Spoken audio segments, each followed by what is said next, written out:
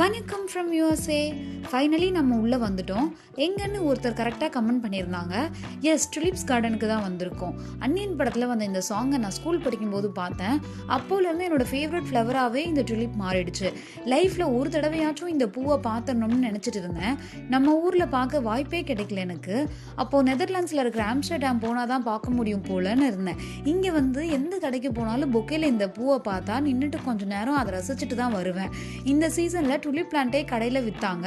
சரின்னு ரொம்ப ஆசையாக ஒன்று வாங்கி வச்சேன். பட் அதில் இருக்கிற பட்ஸ் மட்டும் பூத்துட்டு அதுவும் போயிருச்சுன்னு வருத்தத்தில் இருந்தேன். வாவுன்னு அதோட தோட்டத்துக்கே கூட்டிகிட்டு போகிறேன்னு சொல்லி இங்கே கூட்டிகிட்டு வந்துட்டாரு.